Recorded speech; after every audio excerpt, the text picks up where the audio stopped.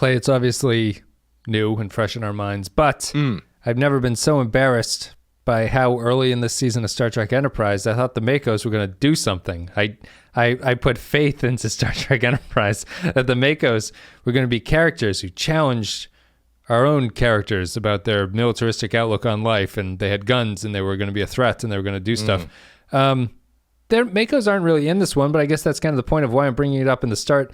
I don't think the show's going to do anything with the M.A.C.Os at this point. Do you think that they're hiding something, or are they just a completely backgrounded change that the show mentioned as a kind of like wallpaper or something? I don't even know how to describe it. They're like, the show's like, we've changed, there's soldiers on board, and you're like, oh boy, soldiers, this is gonna be something. And there's just every Enterprise fourth act action sequence now has M.A.C.Os shooting in the background too, in addition to Archer and Reed. What do you think? I think if they couldn't prevent this ship takeover, I don't really know what they're doing there. Sure. They got jumped off screen by a bunch of priests, basically. Yeah, they have been very disappointing. It really makes me lose a lot of respect for Krull, whatever the hell his name is from Edison Balthazar. Yes, Balthazar, yes. So I think he talks a bigger game than he actually brings to the table at this point. Calvin Kirk was very impressed by the sound of that conflict that Balthazar was involved in, but it's really he should have mentioned this one. I was running around behind some stuff in the cargo bay and shooting at space hippies, and they'd be like, "Oh, okay, I don't really care. Not interested." You've never been asleep when priests come onto your ship and catch you totally off guard. Bombs in their blood, Kirk. It was honestly kind of embarrassing. That I'm even admitting it to you now shows how close we are. Let's take a break and listen to a clip from Chosen Realm, which is the next episode of Star Trek Enterprise, and then we'll come back and we'll break it down. They're emerging. Heading back to their ship. Visual.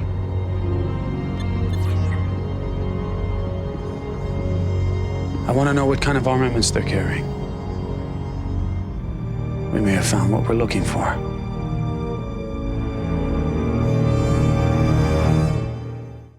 Chosen Realm is the 12th episode of the third season of Star Trek Enterprise. It came out on January 14th, 2004. It's a brand new year in Star Trek production history.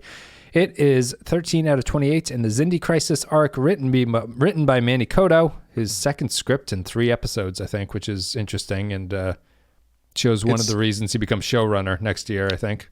I was going to say, it's funny how in retrospect you can kind of like plot the course for some of these people to take over the show and whatnot. Yeah. They, it's a, I was just reading Darren's review of this, but he brings up a good point. It's like, if you ever wonder why writers, Darren Mooney's review of this was, if you ever wonder why some writers that you don't like their episodes stick around on shows, it's usually because they can get the work done quickly and give you something. Sure. And so M.A.C.O, divorced from any kind of quality thing, because he did Similitude, was the last one that he did, which is 2 episodes ago.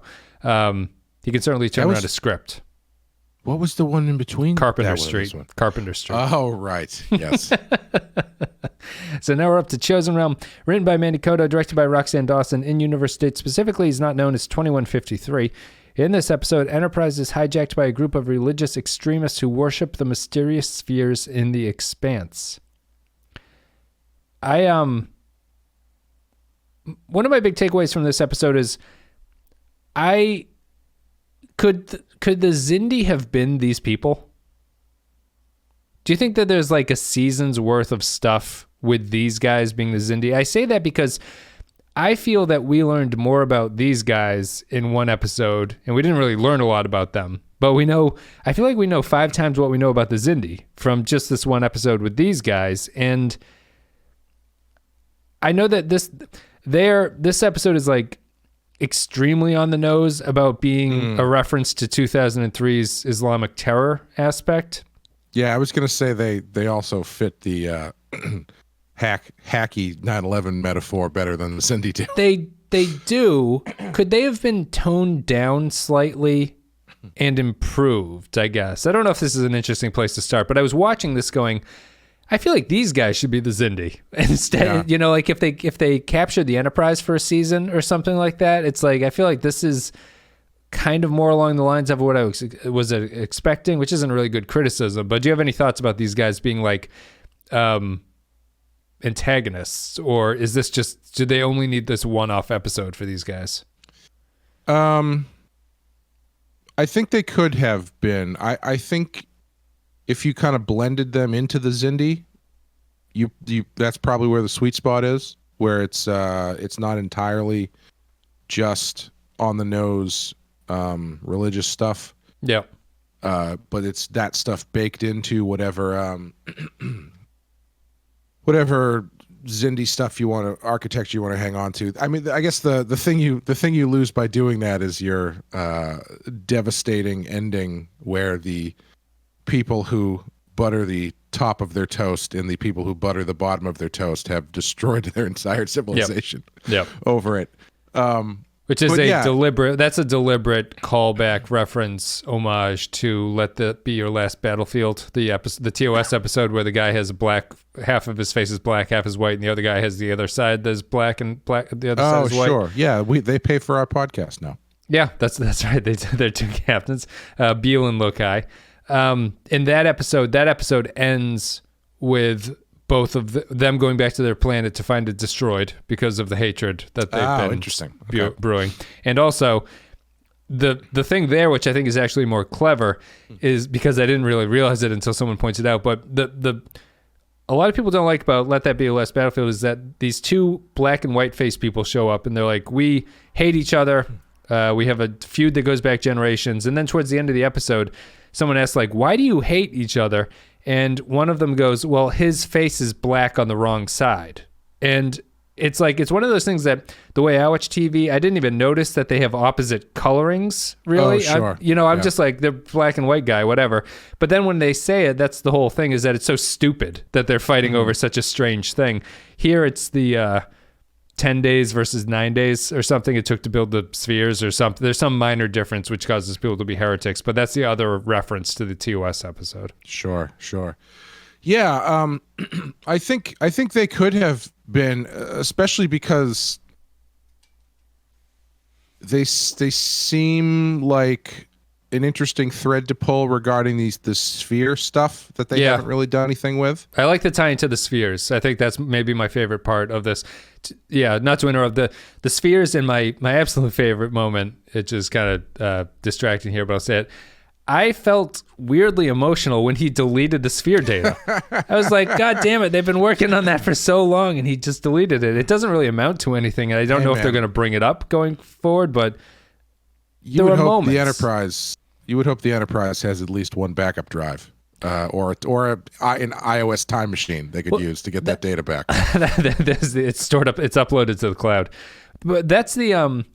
But I guess that's why I ask if these guys could have been the Xindi, because I felt there were moments where I like this lead guy's portrayal, and there were moments that were baked in where his religious extremism, anti-scientific dogma is fairly effective when he deletes the sphere data. Like, it's like, you shouldn't be doing this. This is heresy, and I'm going to delete this. And if the show had been leaning more into they had been doing a good job of explaining how they've been collecting all that data and what they've been working on to find the Xindi, I do feel that was a fairly catastrophic moment for Archer to lose all of that against someone who you can't rationalize with. He's just going to tell you what he's going to do because that's the thing that he believes. They have an ethos in the way that the Xindi don't. The Xindi have the plot, and these guys have the way of being that I think is missing from each other. You know? Yeah, because we've one of the criticisms we have of the Xindi is like their motivations are pretty thin, and I think that these guys fill that in, or could have filled that in, fairly on the nose way. Yeah, that's the problem. Yeah, because it's. Then you're just fighting the Iraq war or a war in Afghanistan in space. But I mean, I guess, sure, why not? But yeah, I do think they work on a level that is easier or more effective quicker than the Zindi. They need less explanation. Yeah.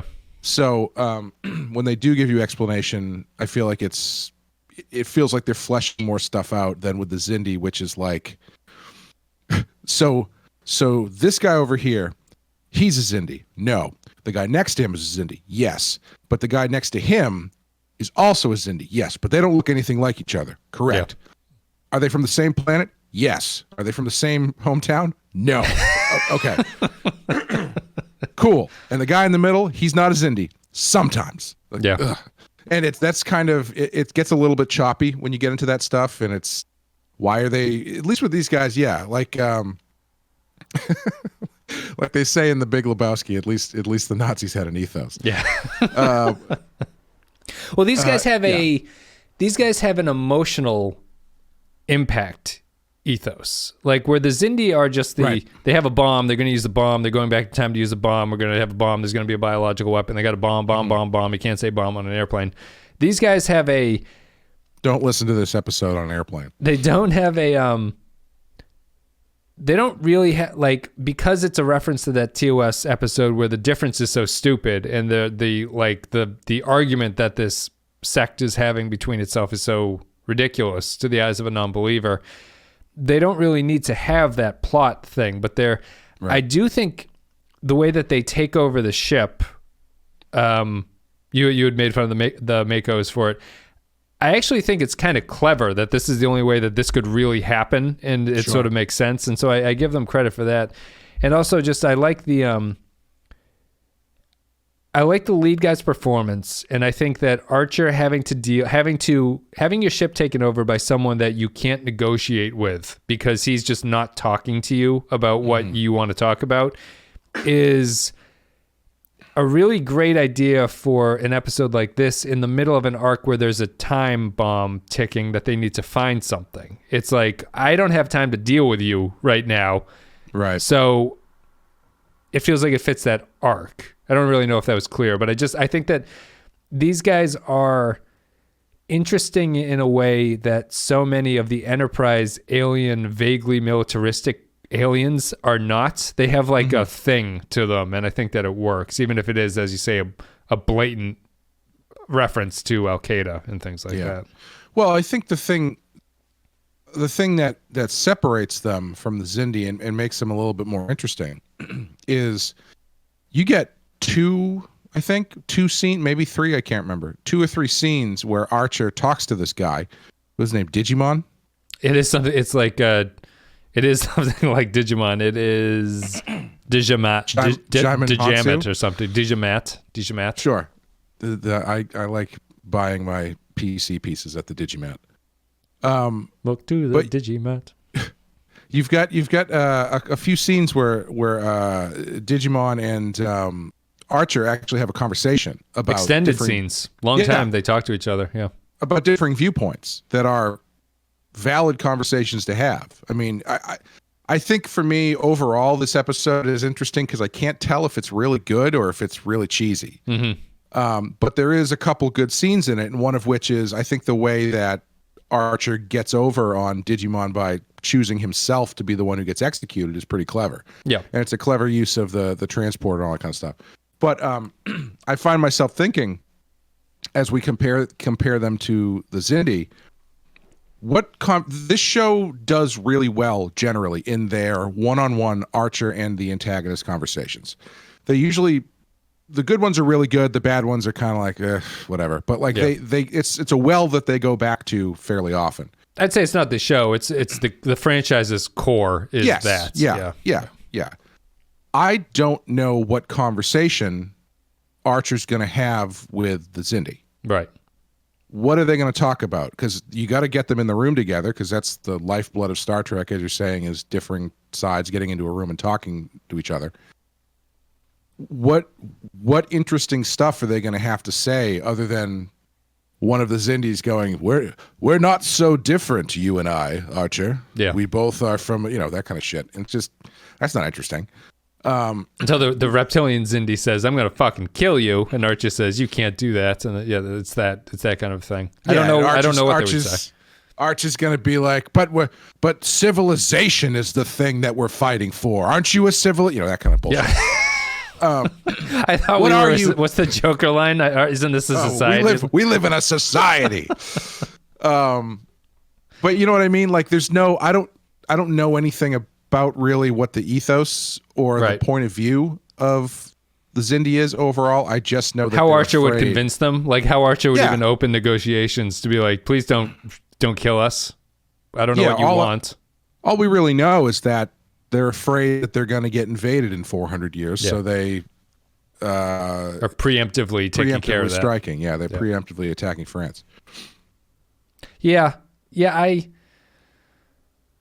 I don't know. I think that I think there's a bigger problem with this season that kind of stems off of this, which is that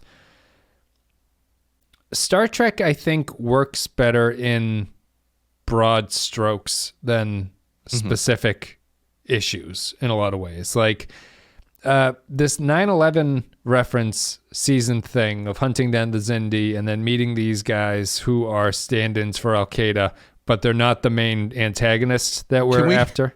Can we just really quickly just throw up a thanks to the executive producer above who made sure that these guys were not Arab actors? Yeah, they made them all. They made them all white guys. I feel like it's a kind of similar situation to the North Star episode where it's like, I don't know, this is going to get kind of muddy if we do anything other than just milquetoast white guys. Yeah. But they also, like, because it's a Star Trek show. So it's kind of interesting. This is somewhat tangential to the point I was going to make, which is that this Star Trek deals better in broad strokes, right? Usually it does. Things like DS9 worked because it wasn't referencing like World War II. Really, it wasn't aping. The Dominion War wasn't just like the Nazis and like we have a D-Day and everything like that. It kind of does because that's what war does. Like you have a sort of seize the moment, take back territory kind of thing to it. But it felt like it was a unique broad stroke look at war, basically. And the 9/11 Xindi storyline is a little bit too specific. But what it runs into is the problem you were saying. When they run into something that they want to comment on as a reference to 9/11, they do it in the broad Star Trek way, which is just to say that I'm an extremist, and the Star Trek characters go, "You're bad. Extremism is bad." And so they can't do anything interesting with, as you're saying, they're going to be gun shy about casting Middle Eastern looking people in this. They can't do that. They're going to be gun shy about talking about anything somewhat specific to what fuels modern jihadism and stuff like that. They're like, we can't touch that either. So you're left with this very simple, again, childish look that Enterprise has to take about a complicated topic that was happening at the time. You know what I mean? And it's this is semi-insulting that this is what the best that we can do at this point. And it just leaves me wondering, maybe the Xindi arc wasn't a good idea in the first place, you know? Like, yeah. I think they're in a tough spot though, because it's like, how do you not comment on it? Yeah. You know, it's happening as you're making the show, and I think as you're making the show in the room, watching everything that's happening, you're making a science fiction show, you're making a speculative fiction show that is used many times in the past, has been a tool to analyze current events or possible future events, and I mean that's what sci-fi is for. Yep. How do you do it as it's happening in a way that is satisfying but not insulting, but also satisfying and not like I feel like if you get too into the weeds of it, I'm not saying you can't, because I think you can. But it's like, I think there's a line that they're walking of not being able to comment on it really in any specific way other than, you know, this just a sort of like vague overview of what the things are. A specific example, but there's plenty of them. You've got this sort of like greeting card kind of analysis of what's going on, because it's not like they're going to get to the Zindi and it's going to be like they find out that Starfleet has been sending guns to the people who have been oppressing the Zindi, which is what it's like. Whoa, we can't start getting into that shit. So it's like they're in this weird position where it's I don't know.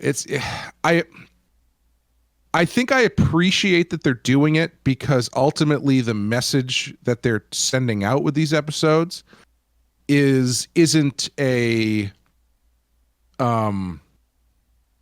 war hockey nationalist kind of message. Yep. Given what was going on. So honestly, I would be interested to know, and I'm sure we have some listeners who watched this when they aired, if any of this stuff read as a little bit more edgy than it does now. Because I can see, the Dixie Chicks got canceled. Yeah. Because they dared question the president, Yeah. I think I wonder if this show doing what they're doing did have a bit more edge at the time, given the fervor that was up in the moment. But I don't know. This far removed, it does seem a little bit kind of it's not as insightful as it could be. Yeah, and I would definitely agree that I don't think it's insightful in any way. I think that it feels a little bit like reductive and repetitious from other Star Treks too. At the same time, it's kind of, not to interrupt, I'm sorry. It's kind of repetitive in and of itself too. Yeah, because every time that they do a story that directly is kind of like an allegory for what's going on, it's more or less the same story. Yeah, or like the outcome is the same, where it's like, shit, this is just going to be bad for both of us. Like in how many different ways you can spin that story together. Yeah. I think that, like, because TOS took on topics of the era, right? Like TOS talked about civil rights, and like Let That Be a Less Battlefield is kind of like racial animosity or like prejudice against each other. But I think the magic of making it work in a Star Trek show is to make it that sort of silly, exaggerated version of what the real thing is. And here, it's difficult. Like for specific example, I think people bring up the point here that the sects that this guy's talking about are at each other's throats because one believes in a 10-day thing and one believes in a 9-day thing, something like that. And the reviews I were reading were like, this is absurd. This is ridiculous. Like, how can they be fighting over something so stupid? I'm no expert on this, but people can correct me if I'm wrong. I don't know if you know this. My understanding of the split between Shia and Sunni Muslims is that it's a difference in an opinion of who was supposed to be the heir to Muhammad. And it's like, it comes down to, was it his brother-in-law or his brother?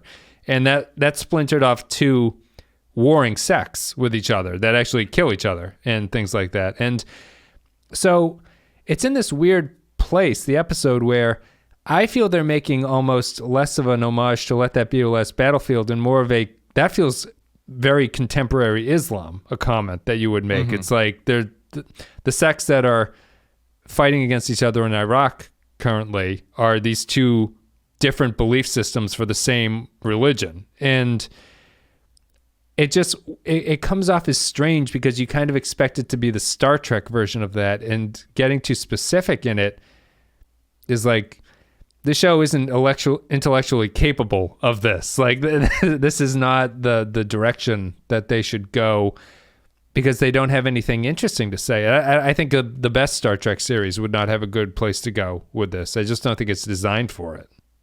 Yeah. It's tough to. It's an interesting episode because it's tough to place it in the larger picture, but I think it's also tough to look at specifically on its own as well. Yep. Because, like I said,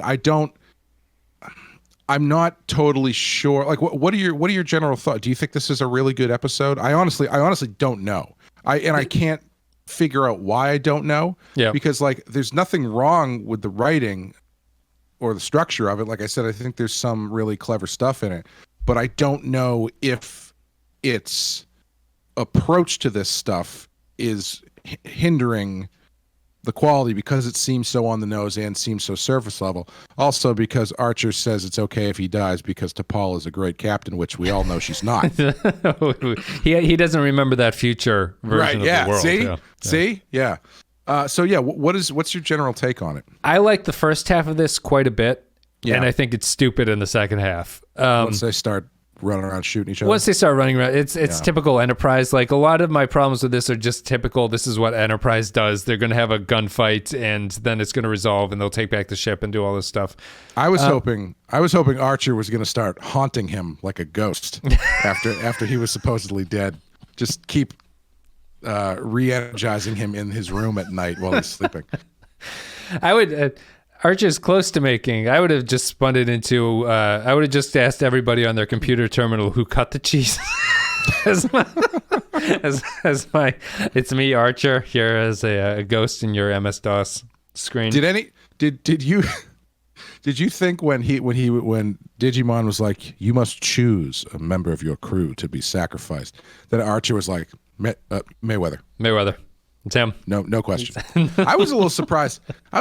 He didn't even fire back with, you already killed one of them. You blew up that hallway and killed one of my guys already. Do you really need another one? But yeah, I know. That's kind of an odd scene. Don't need to get distracted by that. I think the first half of this is effective because I really like the guest actor who plays Djamat or whatever his name is.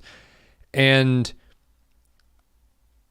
I think that while Archer's arc is not really being well done, I connected with this one on a visceral level of these people are incredibly frustrating at this point, and they have all the cards, really. Like I thought that their plan was so effectively conceived and executed that I didn't see a way that the Enterprise could have gotten around it. And it's also, he, in his religious fervor, is being incredibly annoying by deleting all these files and taking the Enterprise away from where it needs to go and stuff like that.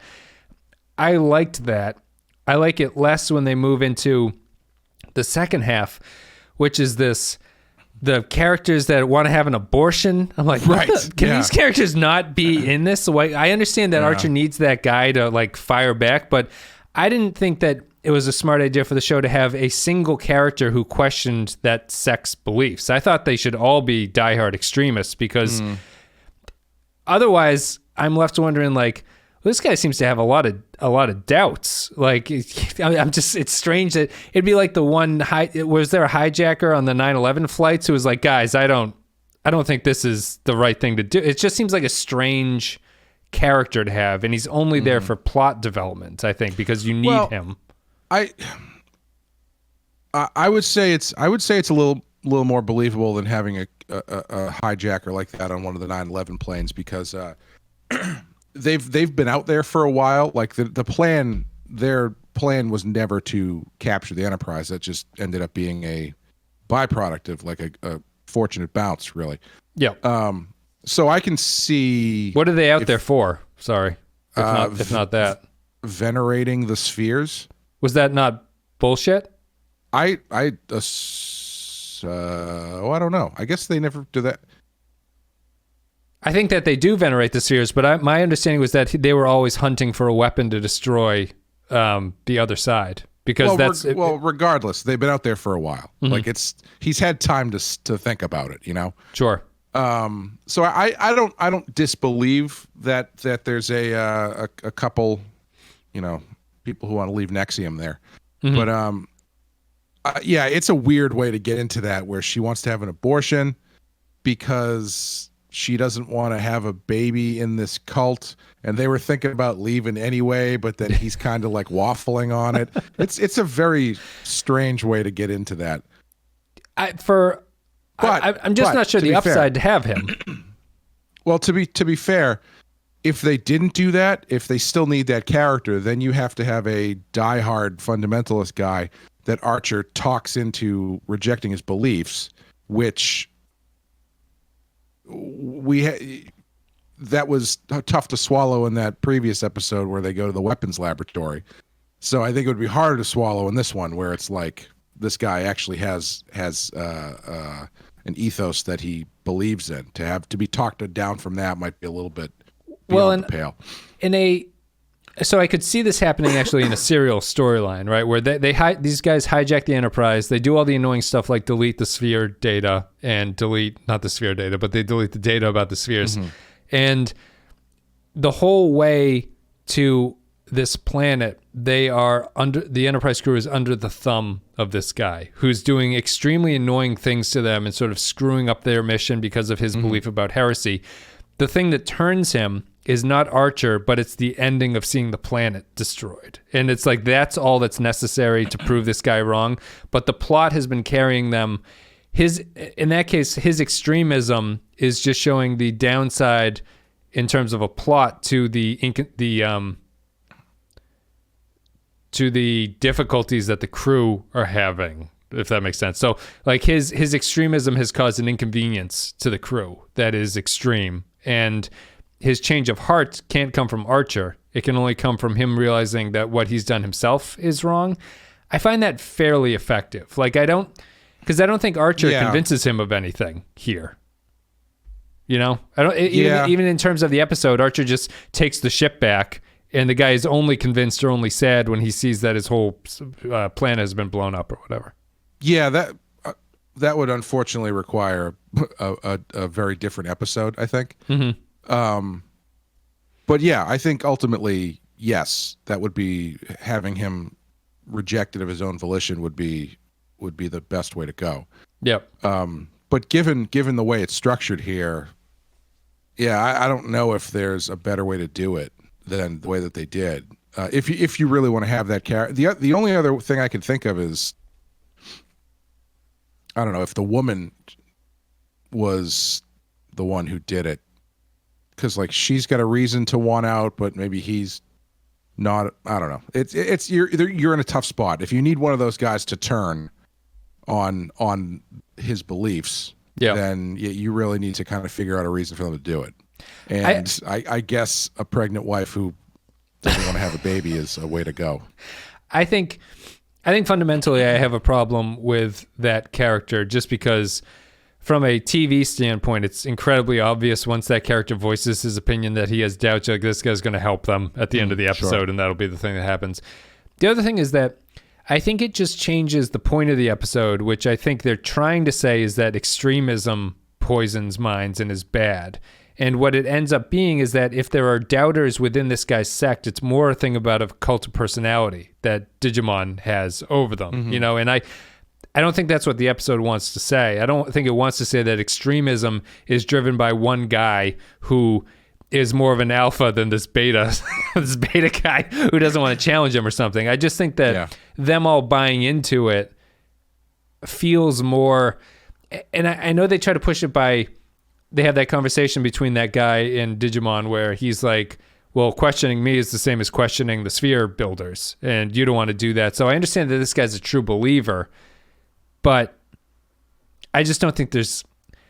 That's the Star Trekification of what I think would be a more interesting if they all had this belief that was only shaken by the very end of it. And in terms of a serial plot, I think that this episode functions entirely as the crew is making headway. Let's delete all their headway and cause them to start over again as a kind of like narrative roller coaster or whatever. But I don't know. I don't think it has anything to say interestingly enough outside of that. I think it's an episode that's kind of loaded with cliches and nothing insightful, unfortunately.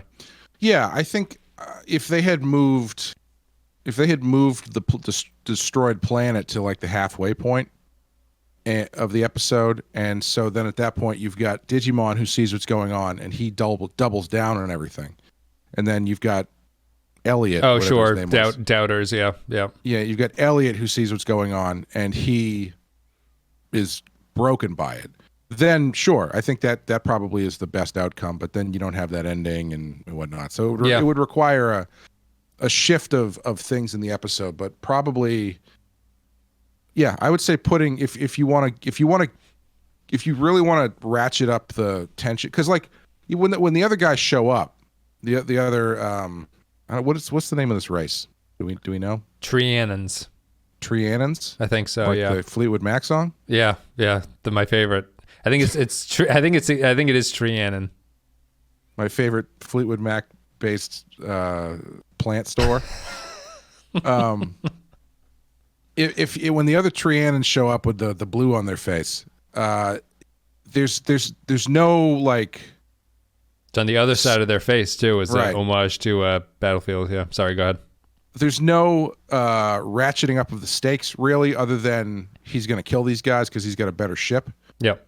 So if you move the destroyed planet to the middle and they see what's going on, one guy gets cracked by it, and the other guy and the main guy doubles down on it, then I think you probably have a little bit more to work with at that midpoint. Yeah.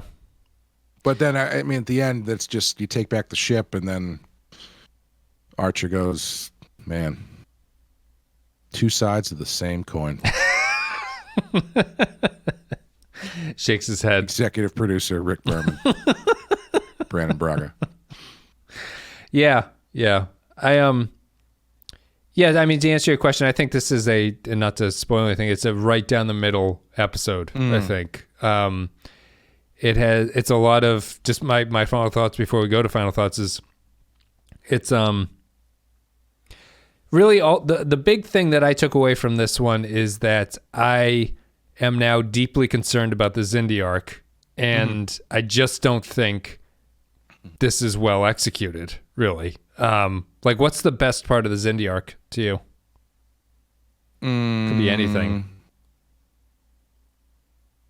The werewolf guy. Yeah, the arboreal. Yeah, I don't know. I mean, it's tough to say because it's not really made much of an impression on me, honestly. I think the best part about it is the potential that they don't really do with it. Yeah, I was going to say it's the don't get beginning. to. I like the beginning of it. Yeah.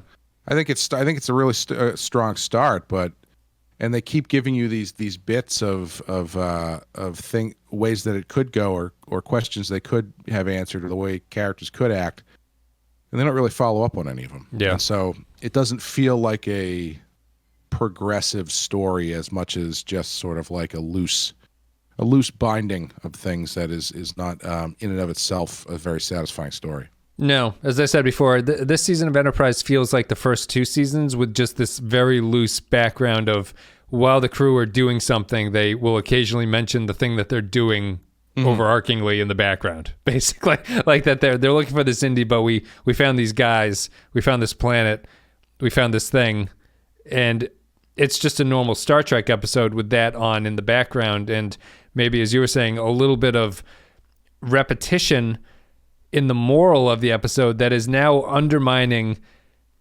the narrative growth, because you go like, when is Archie going to fucking realize like that his angry version doesn't make any sense? I thought it was going to be this episode, because Yeah. once the Digimon starts going like, of all the things that you've done to get here, and what about this? I saw in your records that you had to execute somebody, and he's like, it was the thing we had to do at the time. Yeah. I assumed that was going to be the takeaway for him, was this was going to be the point where he was like, oh, yeah, maybe I'm going a little too hard here. But you don't get that. And even if you did get it, I don't really think it would be that earned, because I don't think he's been that consistent. Yeah, I kind of have a weird problem where I feel like a lot of the perspective on Archer is at this point done with a lot of hindsight or something. And I think that he's like, in this episode, if they were saying that, what they're saying to me is that they're comparing a kind of extremist outlook on things, where this religious guy's extremism is the same as Archer's extremism of finding the Xindi, where I disagree. Archer's extremism is kind of rational here. Like, and in a sense that religious extremism can be rational too, because if you sincerely believe it, you can act rationally and do horrible things that are or like you can do irrational things, but it seems rational to you. But archers... Yeah, I was going to say, isn't extremism by definition irrational? But whatever. I know what you mean. No, because if you, like, members of Al-Qaeda and the people who hijack the planes are acting rationally based on what they believe is happening in reality. True. So they're doing this. They believe in an afterlife. They believe that this is a holy war. They believe that they're going to be rewarded for doing this. This makes sense that they should do this. Archers, I just don't like the idea that Archer's being extreme here, because I think he does have motivation to do this. So if this guy was like, you and me are the same, Archer, I think Archer's response would be, no, we're not. Fuck you. Like, I need to stop people from dying, and you're trying to kill everybody. So I think it just falls flat a little bit there too. Yeah. I also find, I think the thing that's hanging me up with this one is the metaphor that they're playing with is so specific to the time that this came out that I'm finding it distracting. Where like the generalized Xindi thing and the attack on Florida it's clearly meant to be 9/11, but it is like abstracted enough that I don't feel like I'm watching the news. Well, it's because, as we said, it's because the Xindi don't have a motivation. Really, they don't have a religious motivation. Well, even in the actual act, right? Sure. It's not like they flew a starship into Starfleet headquarters or something. They used a laser to cut off the tip of Florida. There was no suicide aspect. Is that what there's you no kind of suicide. mean? Yeah. Well, no, I just mean like the difference is, to me, the act that the Xindi commits at the beginning of the season, while it is influenced by 9/11 and the things that are happening, it's not like a direct. It's not like an episode of SVU, Law and Order SVU, where they take something out of the headlines and just like change the names. Yeah. It's abstracted enough and it's different enough that I don't feel like I'm just watching the news. Whereas this is so specific to that time point where it's religious extremists who are suicide bombers. Yeah. It's like very, very, very specific. Yeah. And I think that's the thing that's hanging me up, is it's like, this is too specific of a reference to the time that this was made, which I feel like is generally not the way Star Trek goes. Yeah. I think what they do, the characters, I think are fairly clever. I think it would probably work better now for me than it did then. Yeah. Because obviously this stuff still happens, but it's not as on everybody's mind as it was 20 years ago. Yes. Yeah. I would agree with that. And to it's a Jack Bauer away from an episode of 24. If they put Jack Bauer on a spaceship, but it's such a direct line drawn to the stuff that was actually happening, that was on everybody's mind, that I do find that a bit distracting, even if what they're talking about is fairly interesting and pretty well done. Yeah. All right, we'll take a break there. Maybe that's not fair for me to say as a comment, as a criticism. I don't know, but well, I just I guess my issue with the opening statement is I kind of agree and I disagree. So it's I would say that the Xindi attack on Earth is not really abstracted in any way from 9/11, because while they don't copy it shot for shot of something hits a building and kills people, it's a sort of random attack that kills civilians and is not a military thing and then goes away. And the Enterprise is sent to hunt them down. I think what the weirdest part about the Xindi is that they just don't have a good motivation for what they're doing. So this definitely feels more on the nose, because it's literally just a exactly motivation of what people were doing in 2004. But I think that the Xindi stuff is there. It's just that I would agree that they abstracted it by just having it be an attack, basically. Like it's just, if you think it's just an attack that happens.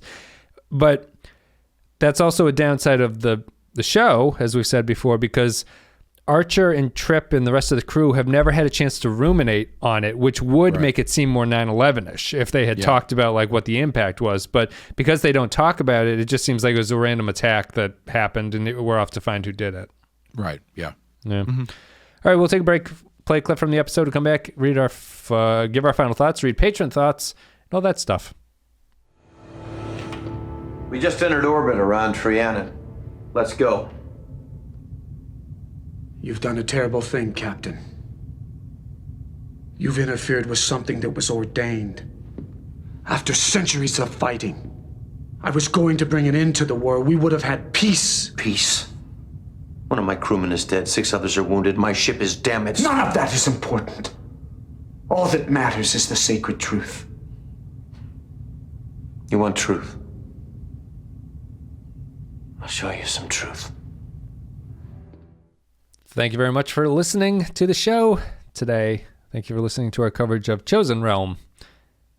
It's an okay title, I think. It's a little generic, but it's fine. I was thinking, I think one of the other things that might have distracted me is all of the religious talk conjured up too many memories of the prophets for me. They look Bajoran too. Yeah, they do. Yeah. I thought for a second maybe they were going to be drawing a line to the Bajorans. But yeah, and you know how much I love that stuff. So yeah. Yeah. I was thinking, I watched for some reason we watched an episode with a bad villain in Enterprise recently. Can't remember what it was, but anyway, I rewatched the Waltz episode from DS9, not the episode, but just the Ducat's speech with Sisko. He's in the caves and he's losing his mind, and Sisko's like sort of poking at him about it. We didn't podcast together, but I think I did with a patron. But to me, that sequence just defines what the difference is between the series and the weakness of this Xindi thing. It's like Ducat in that episode just has this great monologue where he's clearly losing it and is a bigot and a tyrannical killer, but he still in his own mind can't understand why the Bajorans didn't like the Cardassians there. And so his mind is breaking a little bit of it. And it's just as just to have characters who sort of believe in their own selves is something that Enterprise doesn't have, really. It doesn't have a Ducat character who is wrong but is trying to manipulate his mind to think that he's right, or trying to rationalize why these things are happening the way that they are. Right. It's just kind of a downside of Enterprise's writing, I think. Yeah, I mean, so many of the antagonist characters they run into are just so bland. There's not a lot to them, and then they're just gone. I mean, Ducat has the benefit of being, aside from like Q, the only real returning villain in much of Star Trek. Yeah, right. For long stretches like Khan or whatever, but like long stretches of episodes, Ducat was in however many episodes of DS9 he was in. Yeah, he was a big part of the show. Yeah, I mean, and more so than pretty much. Obviously, we don't know yet in Voyager, but I mean, there's nobody like that on TOS or TNG, really. Yeah, right. Thank you, patrons, for listening. Thank you for supporting the show. If you want to be a patron, you can go to patreon.com/thepenskyfile. Support us there. It's much appreciated. We are past the Voyager goal, but you might want to tack on a few extra security dollars to make sure that people don't drop down below that mark and then have to stop doing Voyager every single episode. We are now officially in the holding it hostage stage. That's right. We have biological bombs implanted in our blood that I'm going to stab a crucifix into my arm and rev that baby up. Do you remember the trailer for Mission Impossible 3? Is that the one where he's on the motorcycle? Is that trailer? No, that's Mission Impossible 2. Mission Impossible 3 is the one with Philip Seymour Hoffman, who gives probably the world's greatest line reading of "There's a bomb implanted in your brain." You have to go back and watch it because it's fantastic. Just one thing I was thinking of, strange sequence here where Malcolm and Archer are shooting the guys, and one of the guys surrenders. He's going to blow himself up. And he walks all the way down before they've confirmed that the nerve gas works, and he does the little trigger the bomb thing into his arm. And then Reed and Archer just look at each other, and he doesn't blow up, and they shoot him with the phaser, and that's the end of it. Strange sequence. Yeah, the whole time, as soon as he put the gun down, I just was going, shoot him.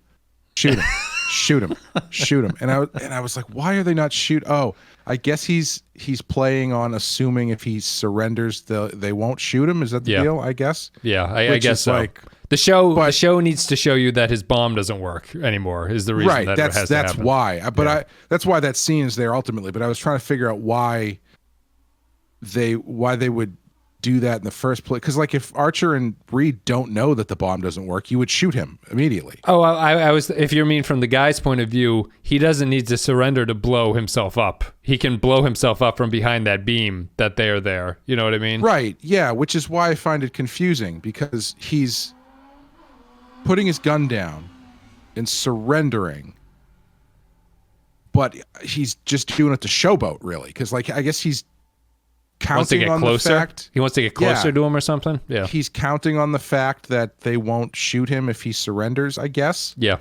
Which, I mean, ultimately he's right, but I think in that situation, Archer and Reed very much should have shot him anyway. No, they definitely should. It's an understandable shooting right there, justifiable. Special thank you to our Captain Tier patrons: Tark Latif, Joint Mango, Kyle Barrett, Mike Barnett, Samuel Custer, Andrew Charlag, Matt Ross, Michael Pond, Matt Cutler, Christian Pouch, Cardinal Doomsday, Nick Sergey, Grim Santo, Sean, Bradley Killens, Dwayne Hackett, Kevin Reyes, Paul 13 Hero, Jordan Cooper, Darth Musk, Russell Ellich, H28, Stephen Minton, Derek Zajac, Paul Roscoe, Jacob 123, Poindexter G, Johnny Franceschi, Mike Harris, Captain Brazen, Eric Santuan, Jakey's Gamer, Kevin Lowry, Nick the Rat, Corey Martin, William Scheisler, Grappler John Zorn, Rayhan Jaffer, Zane Majors, Dave Davies, Soylent Blue, Retail, Patrick Seabuck, Tom Hickey, Jose Hunters, EWNF, Remixes, Captain McMunchausen, James McLennan, Mark C, Matt Houston, Jonas, Lokai and Beal. I think I've been corrected. Lokai and Beal. And Tuvix Must Die and Olivier Pardue. I don't know why Olivier always shows up at the end. It shouldn't sort that way. But anyway. Does the EWNF guy actually have an album of Earth, Wind, and Fire remixes he's trying to plug? Because I would listen. No, he plays Leonard Skinner remixes. I see. He might. We can plug him. We've said his name. It's people can find it. It's on YouTube. Let's go to patron thoughts. I feel like we haven't recorded a Star Trek episode in 6 years. We go to patron thoughts at this point normally. Matt Ross says, let that be your last bunch of religious nuts taking over the Enterprise because Archer has not learned to have security everywhere. I guess the M.A.C.Os and Reed were asleep. I also find it hard to believe that there's no database backup. Again, Archer sweet talks the bad guys. 2 face tattoos out of 5. Jakey's Gamer says, I think this episode thinks it has something poignant to say about religious terrorism, but it's full of cliche and way too on the nose to be interesting. Plus, it's been done before. The remark about the extremely subtle difference that they're fighting over in the closing scene on the planet are almost identical to TOS's Let That Be Your Last Battlefield. I did like the clever transporter ruse Archer came up with, though, and deleting all the ship's Xindi data does give this episode some consequences, just not enough to save it. 2 out of 5. I did like deleting the information. I always thought that was effective. My favorite part of the episode is when Digimon is talking to Archer and to Paul, and he's like, you've done a really great job finding all this information about the countless thousands of spheres. And to Paul's like, there's 59. And he's like, no, I don't think there is. There's thousands of them. And she's like, no, our scanner says there's only 59. He's no. Get a new scanner. Archer has the endlessly political, maybe we'll talk about this next time. Mm-hmm. Mm-hmm. Nick the Rat says, Archer really has to stop letting aliens on the damn ship. Where are these Icheb's people? They could be. I think the bat was the most exciting part of the episode. Well, that and leaving Dijonais and his people alone in the destroyed city. Good luck with that. 2.69 out of 5. This is the final appearance of Phlox's bat too, so say goodbye to the bat. He's made his final flight. I also really liked when he was talking to Archer through AOL Instant Messenger, and he had to close the window like his dad just came in while he was looking at porn. Minimizes and swipes it away. That was that's a callback to One Night in Sickbay, I guess. I didn't realize that, but apparently it is. The cheese reference. Yeah. Rayo says, 9/11 had a huge impact on American culture, so I can somewhat understand the lack of objectivity when writing about religious suicide bombings and hijackings. The problem with this episode is it's not really intended for anyone, as most Americans already know that hijacking is wrong, and murdering the people who help you is a no-no. And if for some reason you're a member of Al-Qaeda watching this episode, you'll probably be offended by how simplistic the issue of religious violence is shown, given that it usually sprang from a political or economic issue. It really strikes as a low blow to say that Star Trek V handled the topic of religion with far more depth and maturity, but as written by Enterprise, it's just, I'm right, now die. 3 years from now, Battlestar Galactica Season 3 will open up with Colonel, I think it's Tig, conducting suicide bombing operations against the Cylon occupiers, providing some nuance to the issue for an American audience. 1.5 out of 5. See, that's one of the reasons I'd be interested to watch Battlestar, because I feel like Battlestar is darker and has a better handle on their edge. Yes, it does. To do something like this with a little bit more something more interesting to say about it. Yes. Yep. No, it definitely a lot of the writers are pulled from DS9, so it feels like a more adult version of DS9 in a lot of ways. Cerulio said we could probably do the miniseries as a Patreon thing at some point. I think someone mentioned that we should put that on the poll. I should, because it's easy to do. Cerulio said, Chosen Realm, shouldn't there be M.A.C.Os on the bridge and guarding vital spaces when nut jobs, visitors are on the ship? This whole thing seems like a problem that could have been avoided with the smallest, tiniest amount of common sense and operational security. I don't know why, but on my last watch through of Enterprise, I kept having a solution for so many episodes pop into my head if I was Archer. Space them.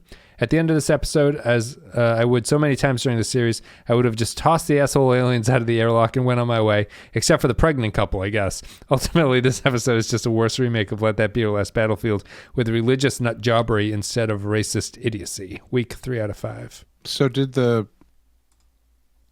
guy and his wife, did they also have bombs implanted in them? I think so. Yeah, they must have, right? Or at least the husband did. I don't know about about his wife. That's what the baby is. Yeah. Metaphorical. Yeah. Metaphorical. Does she have a line that it's not their first kid or something? I think they talk about this situation in a way that I'm like, I don't need to know all this stuff. Yeah, I don't remember. The other reason that sticks out to me is that is she supposed to be troubled by going to see Phlox about this? Because she just stops by and talks very openly about what seems to be a sin in her culture with the alien doctor, and it's not really played out. When the husband hears about it, he's like, "You told the doctor?" Like it's this weird break in their extremism where they have a strange conversation about it. I don't know. I don't like that couple, those characters. Well, they've got another thing that they throw at you towards the beginning that's only there to give them another hurdle to get over later, which is that they don't like being scanned. Which I also wondered if they made that up, if that was actually a religious thing. Because maybe. Yeah. I thought that I don't know.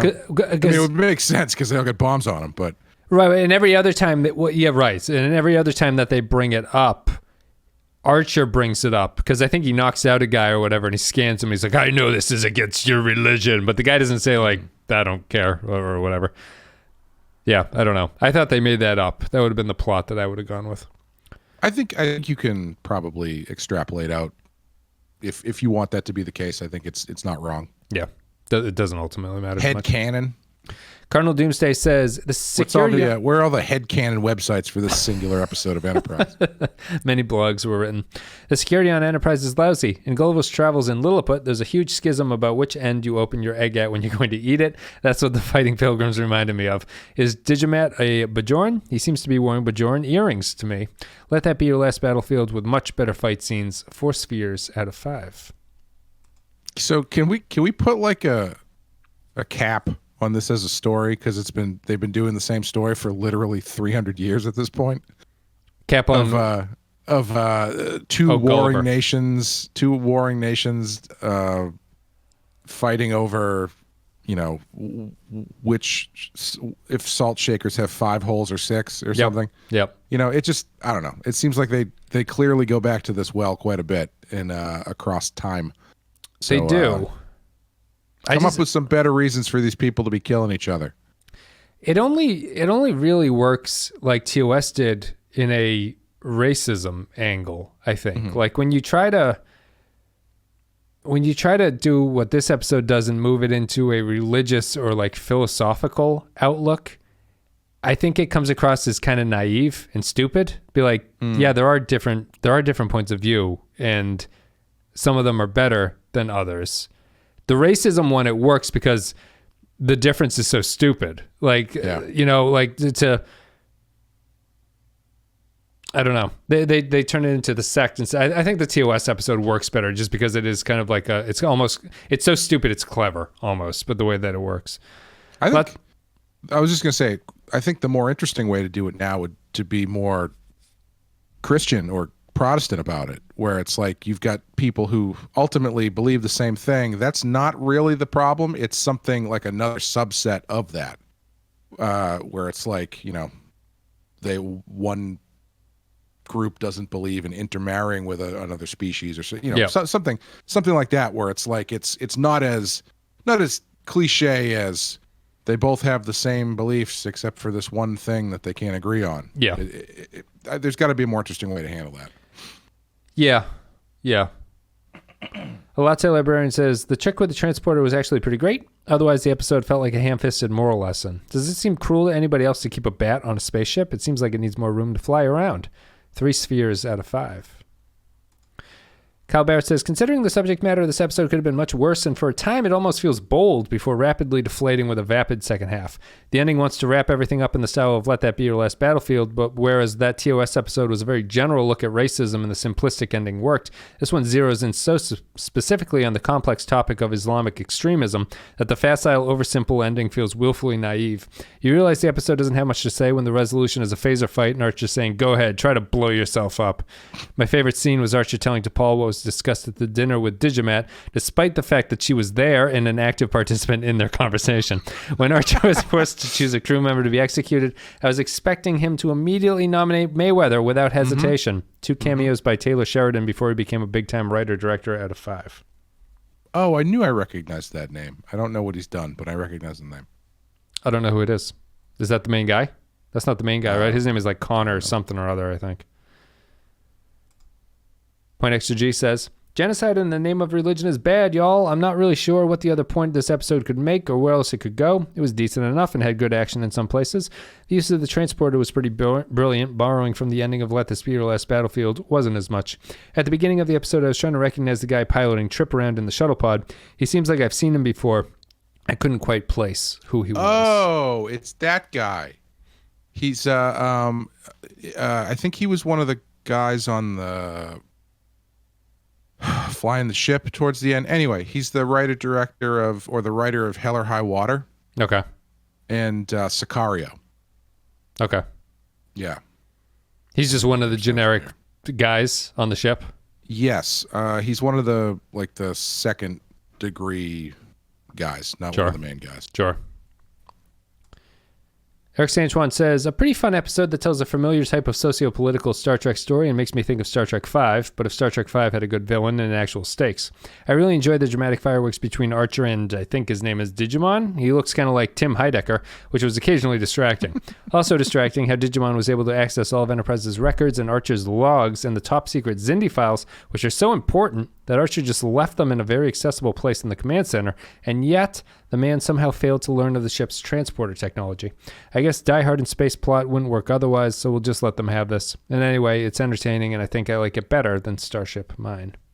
Do you think it would have been appropriate or inappropriate to have a scene where Archer lights a bag of poop on fire in front of Digimon's door, and then he comes out and he has to stamp it out with his foot, and then Archer goes, "You said you wanted access to my log." That's the original script ending right there that you can get the Blu-rays for to see the deleted scenes. No, I don't know.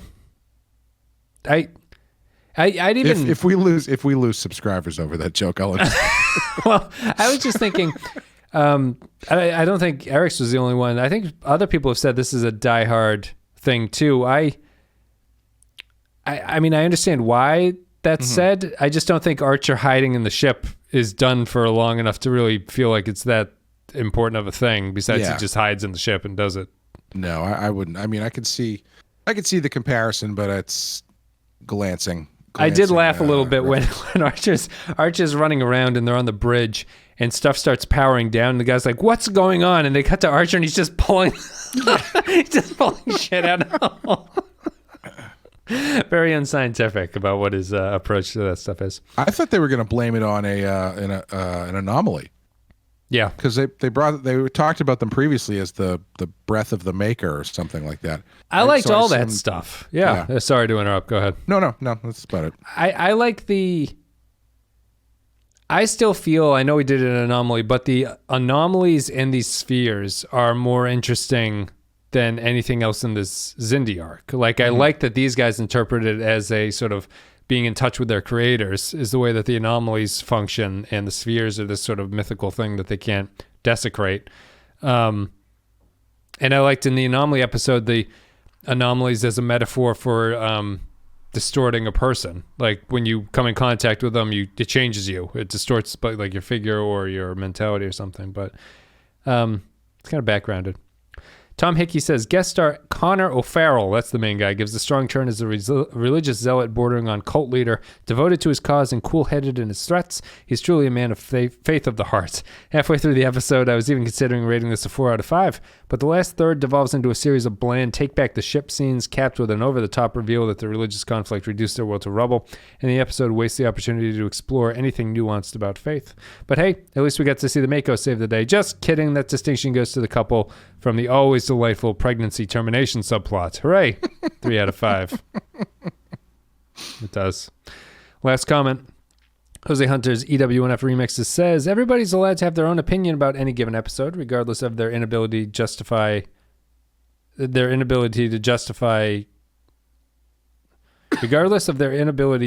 to gifted artist types, I say. This was my most hated episode of Enterprise, and only because of the topic it covers. I'm a scientist, technically speaking, though I've worked as a mathematician for most of my life, yet I have nothing against the religious or the religion, provided they don't try to impose their often dangerous non-scientific crap on me. Also, I thought time was running out to stop the Xindis, so why the fuck does Archer take a side trip to a religious douche nozzle's home planet to show them that religion is bad? I rate this one a 1 religious fundamentalist out of 5. That's it. Thank you, patrons, for your thoughts and your comments about Chosen Realm. Clay, what are you going to give this one on a scale of 1 to 5? I'll give it a 3. Yeah. It's a 3. Yeah. It is a 3. Tune in for similarly excited coverage of Voyager when we get there. I think we've talked a lot about why this is a 3, and we're going long, so I'm just going to wrap it up there, I guess. It's a 3 for me. It's just, there's only so many ways I can say it feels like an Enterprise episode at this point. This one feels like an Enterprise episode. Do you have anything, final thoughts about it? No. We're done. That's it for Chosen Realm. We're done with Carpenter Street. The next one's called Proving Ground, I think, which reminds me of baking. It's called Proving, right? I think it's called Proving when you bake something. What? Isn't it called when you prove bread? When you prove dough? Isn't that what it's called? You put it in the proving oven? Oh, I have no idea. I think that's what it's called. Really? I think so, yeah. I think the That's yeast. interesting. I think the yeast get fired up about it or something. Yeah, I feel like I need something to say about it, but I don't really have anything. Just the final sentence is the show's lack of interest in being about something is this series' greatest weakness, I think. It's reluctance to really try to say something about whatever their plot is or whatever's going on is really the main weakness of the show in a way that I think the better Star Treks didn't have that weakness. Yeah.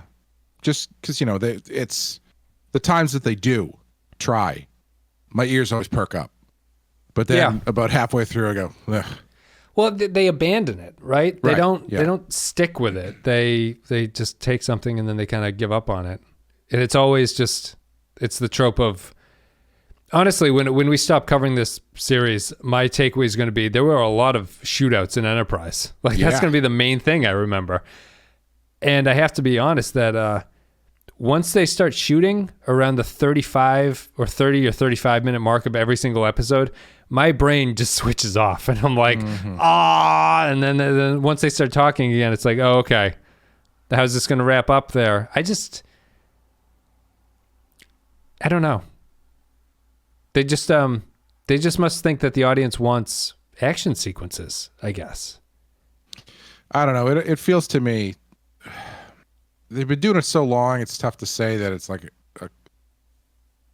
that it's all just insecurity, but it feels like insecurity to me. Of like they don't have enough to keep you interested, so they got to throw some guns in there. Yeah.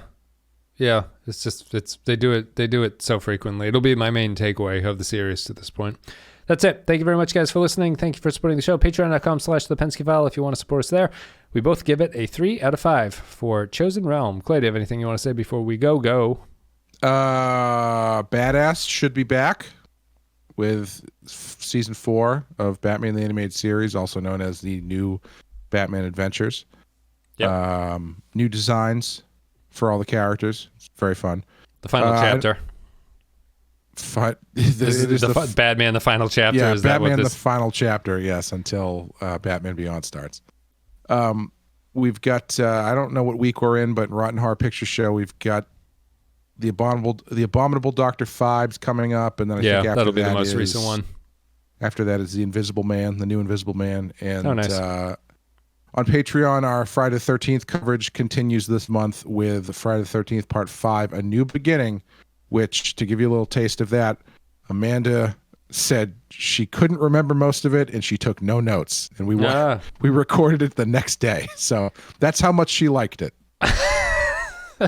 I'm assuming I would have felt that way after the third one, I think. Like, is there really, and especially with the pace that you're doing them, they must just be blending into each other.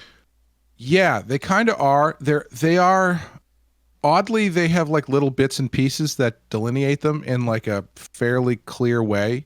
Yeah. You know, the first one, the mom is the killer. The second one, it's Baghead Jason. The third one, it's Hockey Mask Jason. The fourth one has Crispin Glover and Corey Feldman in it. 5 is a doozy for a lot of different ways that I won't ruin if you haven't watched it. But yeah, check it out. Patreon.com/ThePensky File. And we covered what the fuck? Omega Glory this month, and what was the other thing we did? Clockwork Orange. Yeah, so you guys can check those out if you're interested in it. As a tease, I call Star Trek childish, and I make fun of Star Wars fans. So if you're interested in any of that, you go in on Star Wars fans pretty good. So you can go listen to that if you are interested in that kind of stuff. Thank you very much for listening to our coverage of Star Trek Enterprise. We'll be back with Proving Ground. See ya.